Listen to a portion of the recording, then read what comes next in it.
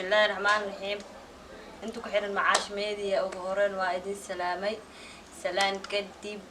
waxaan caawa idin haynaa barnaamij gaar ah aan uga hadli doono haduu alla idmo furiinka yaasa maxaa sabab u ah yoose ka imaada ragga iyo dumarka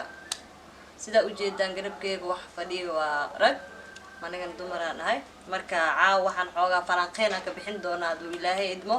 furiinka iyo ka imaada maxageena mase ragga xagooda waxay jirto cidda uu ka yimaado qof walba waa anaga hadaan labada dhinacba maanu ismalihi maanta caawa dhinac xigso laakiin waxaan ugu wada hadlaynaa si caadi ah oo reali in ayadana waxay ka hadli doontaa siday wax u jiraan oo iyo dhankay dumarku ugu yimaado anigana sidoo kale ragga iyo man kala socno ayadana ragga way ka hadli doontaa sidaas lacayn anigana waan ka hadli doonaa waxba nooma kala socno caawa marka waa haye Rosalina haye noo bilowday maxaa isleedahay hadda maxaa keena aniga ahaan horta marka dhanka dumarka aan ka hadlo aniga waxaan isdhihi karaa markii oo la dhahay furiinka dumarka waa lagu furayaa ani sidoo horta waxaan aaminsanahay horta laba mid le inuu ninka ugu furaay ani ahaan ya dumarkana isku mid ma wada ahan ma lagu qabaa horta aniga maya warjina in la guursado laakiin waxa ilaahay xaq bare inuu ninka isoo furay marka aniga waxaan isdhihi karaa horta naagta ay dumaro waa idin galaya raan noqdiya hadda areeba tahay ninkoo ku naca areebanimo waa lagu naca naagti haye ay istoosi oo ku dhaca dumarku way xanaaqayaan hay meeshii xoogaa khilaafa ka bilaabanaysan isaan ninku waxaa laga yaabaa inuu gaa guuro ama naag kale guursanaa naagta kale doo guursado meesha waxay imaan naag kale guursatay saamee hay aniga markaa ku soo guursanaysa anigoo wax ima soo guursan oo nadiif ah saan ima soo guursatay meesha marka buuqa imaanaya meesha haddana waxa hay bis idhah borta waa ku dhaafay waa ku furay adiga hadda marka waxaa leedahay hadda arrinkaaga ah in hadii baan sheekada furiinka waxaa keenay inta badan naagto areeba noqotay iyo ninkii naag kale la guursado gabdho waa gacan ka sheen aniga xaqiiqada waxay la tahay waxa keena furiinka shakhsiyadeeda markaan ka hadlayo ka Cabdirasaaq ahaan waxa jirta arrin in badan bulshada ku soo laalaabato oo waliba ninku dhaliil ku leeyahay hada dumarka dhaliishanaan ragga dhaliilaya diidayo maya oo waxay yihiin aan ka sheego aniga nin rag aan ahay aqabada ugu weyn ay nahaysata ragkadii aan nahay dumarkana ay nooga dheeraanayaan mar walba amba furiin oo ku imaanaya amba aan wax ku furayna amba nafurana lagu leeyahay waxa ay tahay aniga fikir ahaanteeda marka kow ee shukaansanayaan cilad dhalata wiilkii gabadha ka dhaxdhalata cilad ka dhaxdhalata ciladaas ka dhaxdhalata waxay tahay inuu wiilkii waco uu gabadhii markuu la sheekaysana uu yiraahdo aniga waxaas ay dhibaayo saxas ay dhibaayo waxaas ay dhibaayo kaas way dhibay kaas way dhibaa kaas way dhibaa kaas aan jeclahay kaas aan jeclahay kaas aan jeclahay wuxuu uga sheekeeyay noloshiisii wuxuu asagoo nacabay wuxuu jeclaa ay gabar inta aan la guursanin oo dhan waxay ka fikiraysaa waxay tahay wax allaali wuxuu asagoo jecel yahay la jeclo wax allaali wuxuu nacab yahay la necbo ayadoo saacadaas raadinaysa inay isku yimaadaan oo way jeceshaa wiilkii asagana wuu jecel yahay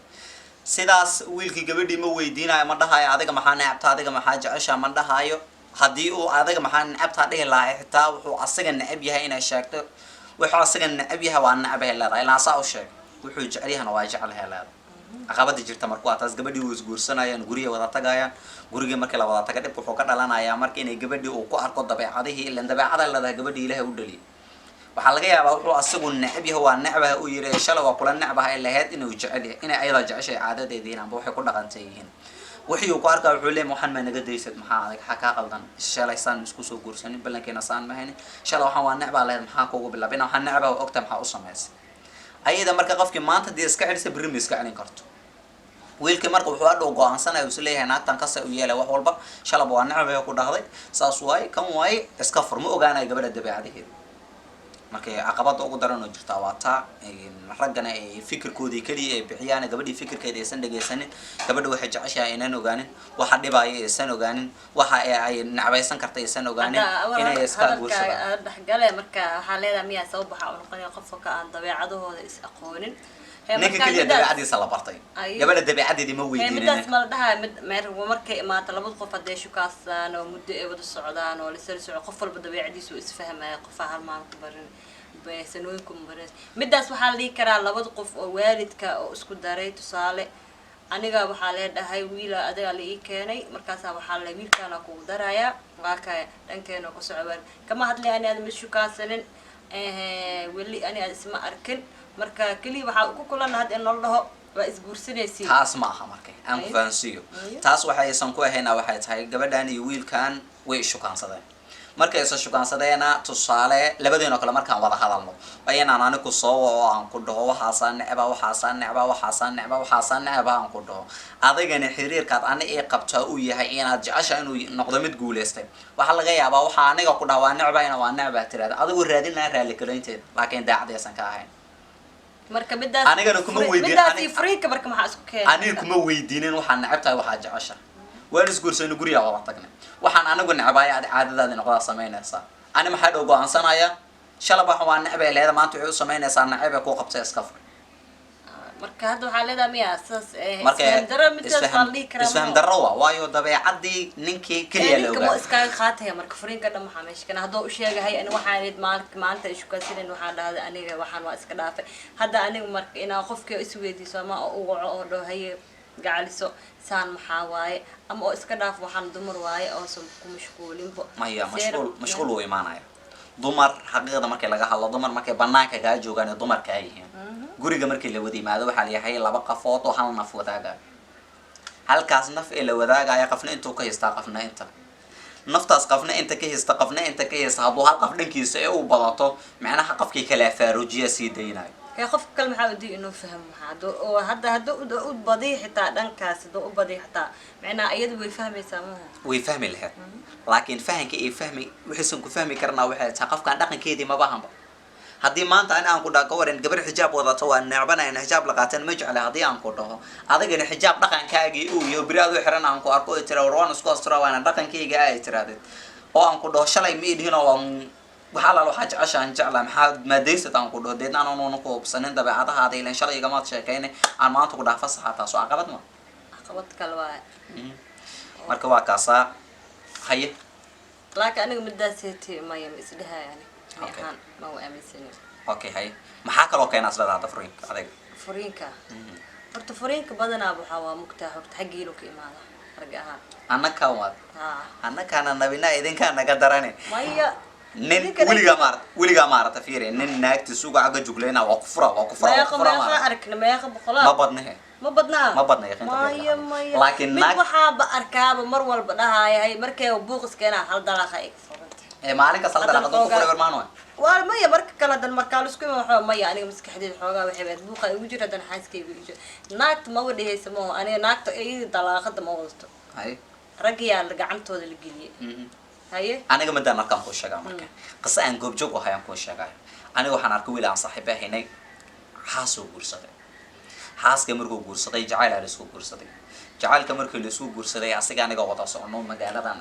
muqdisho dhexdeeda ceelgaabta isgooska ceelgaabta ee maalin ku qabatay ayadoo askar wadatay ilaa ay fur intay dhig war walaalaykum fura maxaan kugu furaa laba qafood oo isjecel oo xiriir naga dhexeeyaan nahay gurigeena nigi haddaan isfurayna haddaan isqabaynaba gurigeena ku wada hadlayna ma jirto way xarata ilaa boqol naaga shukaansataa kana tahay kaasaa taa intay dhig waayahay haddii aba furiin hadda saan adigu degdegayso ay fur aad leedahay aan inta ma kugu fura haddaa wax kasta keentide gurigeena nagee askartii tiri kaalay idinka aniga ilmaadeerideetin maxay ii daba joogtaan maalinka meel laga saarta madaxayga qaataan wiilka asagoo naftiisa badbaadsanaya annakana aan kula talin inuu gabadhaan iska dalaaqa maadaama naftiisa ay ku xiran tahay wuxuu damcay inuu gabadhii usoo dhawaado si uu dalaaqo waxaan xasuustaa inay afka ka qabatay ee derbiga maqaayadda suuska algaabta dhankaasi ka jirtay la qabtay inay aamusayso kaliya maanta dhan waxaa loo taagnaa meesha ee askartas qoryaha weyseen oo wiilka islaameed loo jijiidaa in la furaayad dalaaqdii koobaad in afkiisa kasoo baxana waa diiday sabab marka waxaan arkay adiga hadaad xanaaqadaan waxaad ku xanaaqdiinaa waxay tahay nafur maya qofta admax qofka waxaa la rabaa ma hadday dhada xitaa hay ifur afkeeda haddoo kasoo bax ninka rag waxaa looga baahan yahay guri inuu ugu soo baxo oo iska soo baxo qoftaa way degsanaysaa ma midaa jirta dumarkan waa sida caruurtii oo ninkaaga hadduu inuu ku yimaado laala waa guursatan inaa ku yimid ninkaaga ku yimid wuxuu ku yidhi rosalina waan ku furaya maku baahna waan ku fura sabab maxaa micna sabab wuxuu ku dhahay waa ku furaya waa weydiisa sababtii abaar kadib waa heshiiseen wuxuu ku dhahay gaclisadeedii iijo maku dhino adiga qalbigaaga maxaa ku jira maxaa kusoo noqnoqda ninkan muxuu ku maya yiri waa weydin lahaa an waxaa dhihi lahaa sababta aa iga leedahay ii fur walba maya xanaaq ani waa kaama xanaajinin guriga anoo jooga igu imaatay yaa waxaa igu sheeg way wareegaysa ima dhehaysid anigoo caruurta ku dhex jira guriga iska jooga igu imaatay ifur qofka sababaa loo baahan maxaa ku keentay hadal yaraa istireen hadalka yaraa ku keeno kule hadalkaasaba kaaga xanaaq wax aanan furiin aanan ku imaan karin oo kule waxaasan kaaga xanaaq dhanka marka asiga kaas waxa waa asiga ebelba ima rabin inaan dhihi karaa taas niidaada ma galayso okay naagtii marka laba hadal markaa istiraadeen haddii kuleeto ka dhanka qabatay fur ay tiraada maxaa leedahay idan taas waxaa leedahay haysta maano hadda dhankaasid qof dhan oo iska fadhiso gurigeeda iska joogto inaa umaad waa ku furaa bilaa sabab aad ku furin maxaa ku furtay ayada ninka ilaamiga ugu qabsanaysay fur ay leedahay ninkeedii ay ma ka xishoonaysa me may midaas jecel aan horta ag jecel ka taabanaa fur jecel ka taamiya asiga jecel way jeceshahay la yoo ku furin le waa ifur markay dhees yoo ku furin le ka taabanaa macnaha adkaysi awoodey ba ka tahay macnaha ayada baawarkeed dhanaba kaas Rosalina marka godku waa soo gashay inuu furiinka dhigina ka yimaadana waa qaratay amkaaga ka qaratay ina awood inay amkaaga qaratay ifur tahay waxa ifur markii lagu yiraahdo ifur markii lagu yiraahdo macnaha sharti kama dambeeyo ana runta ku sheegay xaas adii aan kursado xaas aan yeesho xaaska aan leeyahay ay tiraado Cabdirasaaq kuma baahni ifur hadii mar afkeeda ka soo baxdo marka horaaba heshiiskan la galay waxa tahay laba erayaan ka maqlay waa ku nacba ifur hadday waa ku nacbaha itiraado way baxaysaa ifur hadday itiraadana way furanta go-aanka laakiin hadday siday doonto iga yeelato ee waxay doonto kale ugu samayso ee caayso ee garaacdo wax walba itiraado meel kama soo qaaday laakiin maalinta ifur afkeeda ka soo baxday waa ku nacbaha afkeeda ka soo baxday guri maxaan